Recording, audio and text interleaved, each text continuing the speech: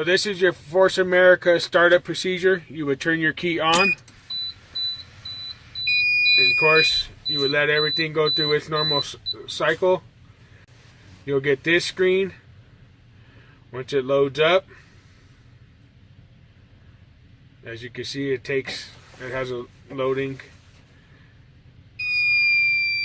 You will get several beeps.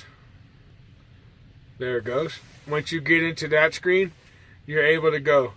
If it is not on and this spreader button is off, you will just get a screen that looks like this. If you get this screen, always check your spreader button to make sure that it's in the on position. Once it goes into the on position, you should get this screen and it should pop up.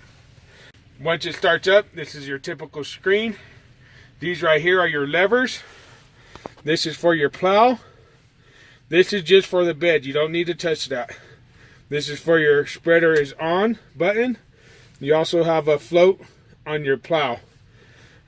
These buttons right here, the green button is what starts your sander when you're getting ready to start sanding. And this is your blast mode. If you press and hold this, it'll just give you max settings, and as soon as you release it, it will shut off. On some of them, you can press it and it'll stay on. You'll have to press it again. So depending on what type of unit you have, be cautious of that. This right here adjusts your feed. As you can see, you have numbers up here, and if you turn the dial, you go from 1 to 1,000. Basically, that's from 1 to 10. The blue one represents how far you spread it out. You can go narrow to really far. This white button right here, you may get a little code where it says press the white button to navigate.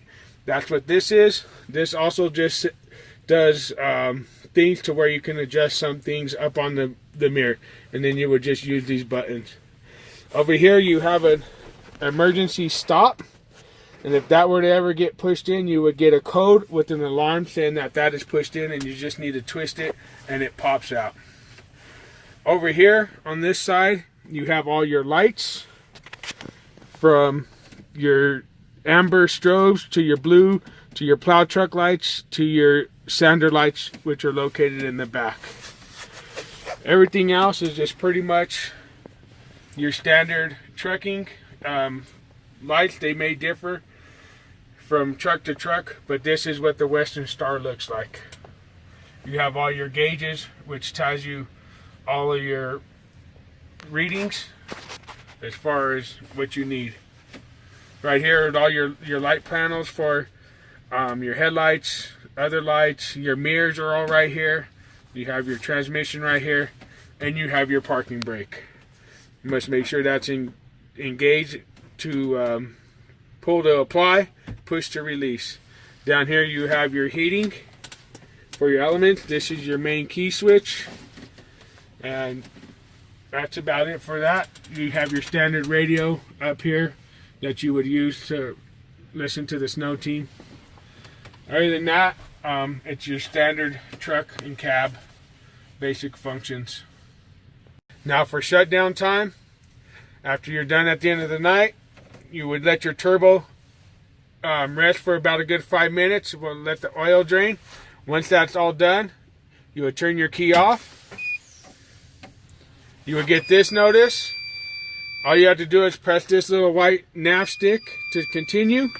Press down on it, and it goes into shutting down mode. This takes a minute as well. Even though you have a red light blinking and this is dark, this is still not off, and you should not turn the main power off because you can erase all the programming. Takes a minute.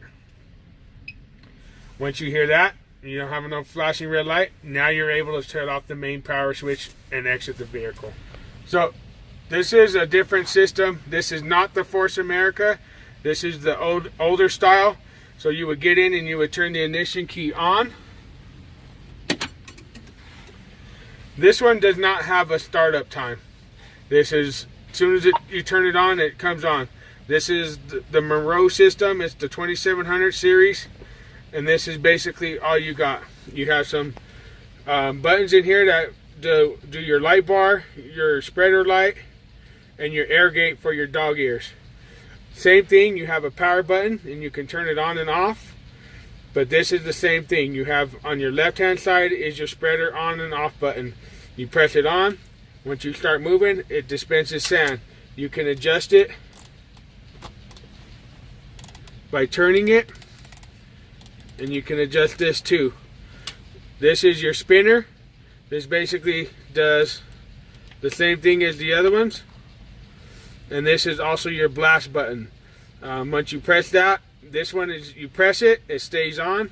You press it again and it stays off. If you were to turn on the system, you will see that this illuminates green. Once you turn it off, it'll go into yellow. This is how much material you are spitting out, and this is how far you're spreading out. You can adjust those evenly to where they go as far as low as 1 to 10. Same as your spreader.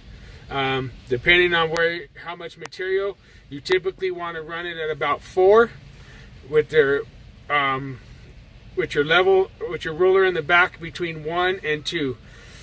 If you make your adjustments in here, once you reach your max, depending on your supervisor, if he needs more, then you can make your adjustments in here. If he wants more after that, you would want to go outside, raise that ruler up to, if you're at 1.5, you would want to raise it up to about 2, and then restart your process back over here, in here, starting at 4, and making your adjustments up from there. And then if he continues and wants more, then you typically would want to repeat that process. What you should be able to do is do 6 runways with 1 full loaded truck of sand. Is 6 runways. Over here you have your gear shifter, and you have your knot, and you have your levers. One lever lifts up and down the plow, the other one twists it left and right. This is just for the hoist of the bed. Do not hit that up, because you do have hydraulic hoses that run underneath, and if you pinch or break those lines, you will lose hydraulic pressure. This is the old style.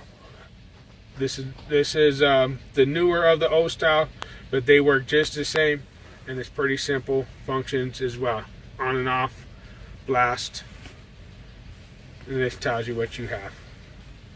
Shut it down. Shut it down. You would just turn the key off after you let your turbo idle and cool down, and that's all you would do, is just turn your ignition key. This one does not have a power button, so once it goes off, it goes off.